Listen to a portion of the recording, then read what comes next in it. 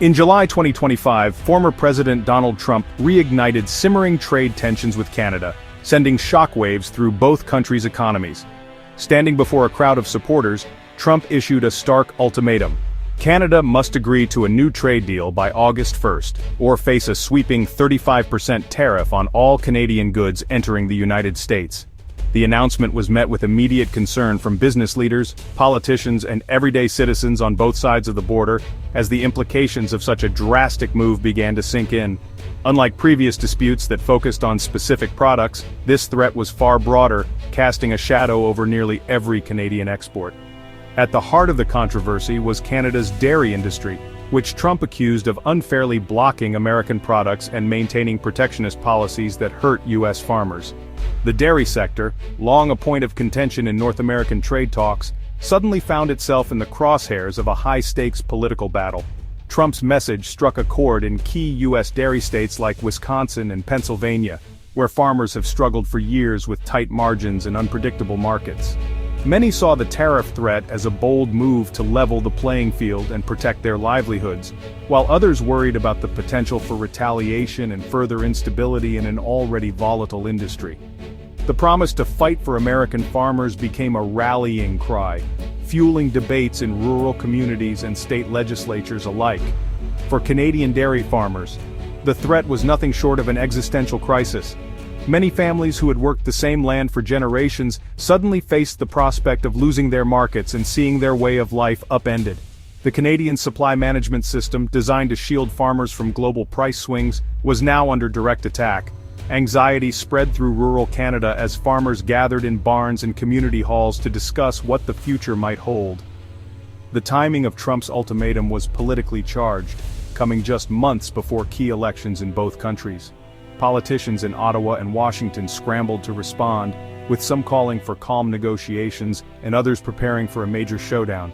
The stakes were high and the rhetoric on both sides grew increasingly heated as the deadline loomed. The U.S. Canada border, usually a symbol of cooperation and friendship, suddenly became the front line in a renewed trade war. Trucks carrying dairy products and other goods faced uncertainty at customs checkpoints, as businesses braced for possible disruptions and new tariffs. The livelihoods of thousands of workers, from truck drivers to factory employees, hung in the balance. Behind closed doors, negotiators from both countries worked feverishly to find common ground. Tensions ran high as officials weighed the risks of escalation against the need to protect their own industries. The stage was set for a confrontation that would test the resolve, patience, and diplomatic skill of both nations. As the world watched and the clock ticked down to the August 1st deadline, uncertainty gripped markets and communities on both sides of the border.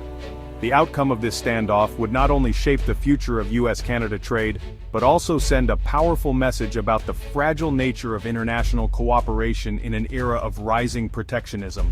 Even before Trump's ultimatum, Canada drew a line in the sand with Bill C-202, passed in June 2025. This landmark legislation was not just a routine update to trade policy, it was a bold declaration of national priorities. The bill was introduced amid mounting pressure from the United States to open up Canada's tightly controlled dairy, poultry, and egg markets. Lawmakers in Ottawa, facing intense lobbying from Canadian farmers and rural communities, responded with a sweeping measure that would fundamentally shape the country's trade stance for years to come. The law forbids any trade deal that increases foreign dairy, poultry, or egg imports or lowers protective tariffs. In effect, it acts as a legal barricade, ensuring that Canadian grocery shelves remain stocked with homegrown products and that local producers are shielded from global price swings and foreign competition. This protectionist approach was celebrated by many Canadians who saw it as a way to preserve rural livelihoods and maintain food security. This move locked in Canada's supply management system, signaling to the U.S. that these sectors were non-negotiable. The message was clear: Canada would not sacrifice its farmers for the sake of a trade deal, no matter how much pressure came from its southern neighbor. The law became a rallying point for Canadian agricultural groups, who saw it as a victory for their way of life. Bill C-202 made it legally impossible for Canada to grant the U.S.'s key demand, more access for American dairy. The legislation was crafted with airtight language, leaving little room for interpretation or loopholes. For trade negotiators, it was a clear signal that Canada's red lines were now enshrined in law, not just in rhetoric. For Canadian farmers, the law was a shield. For U.S. negotiators, it was a wall.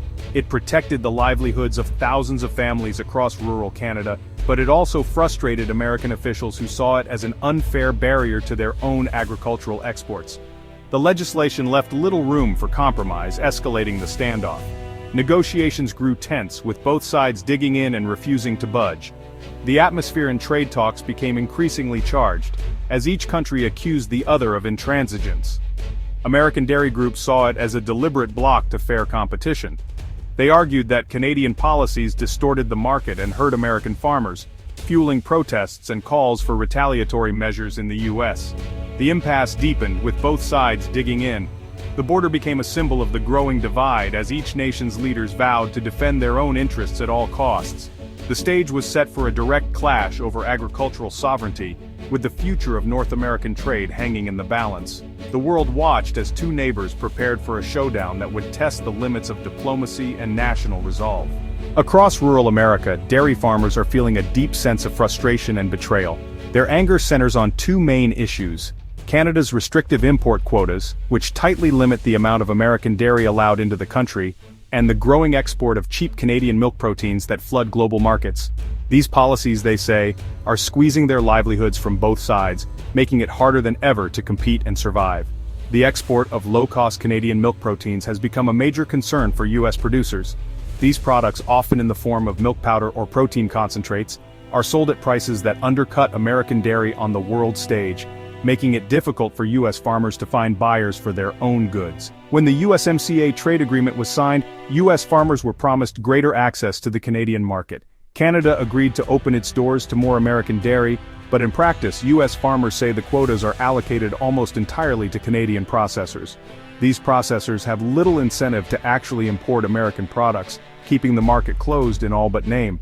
As a result, the increased market access that was supposed to help American farmers remains largely out of reach. Many see their products sitting unsold, while Canadian shelves remain stocked with domestic goods.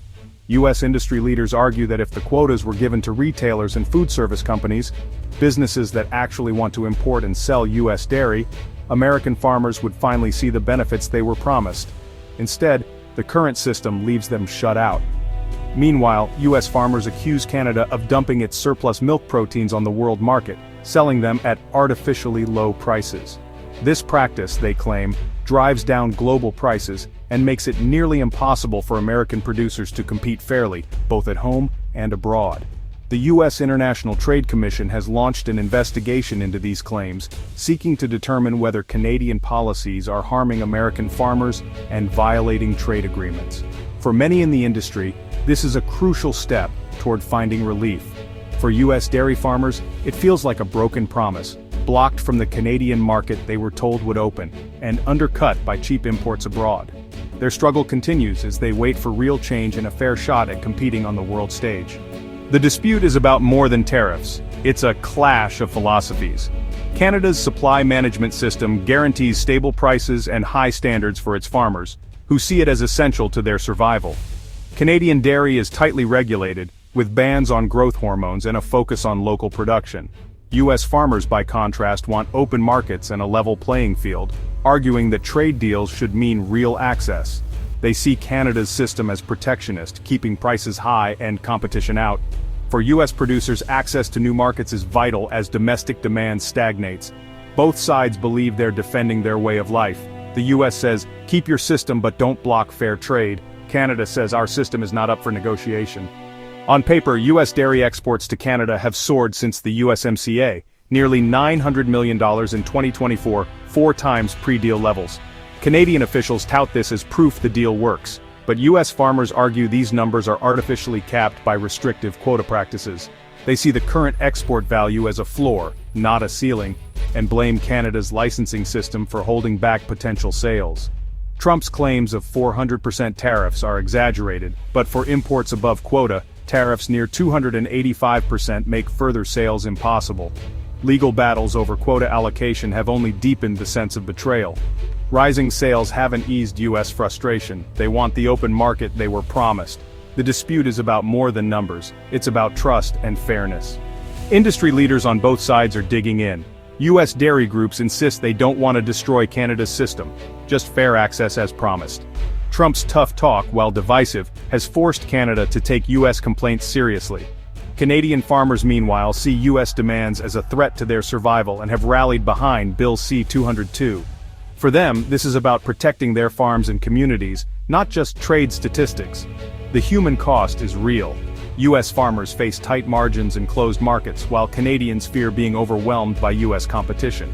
Both sides feel justified, making compromise elusive.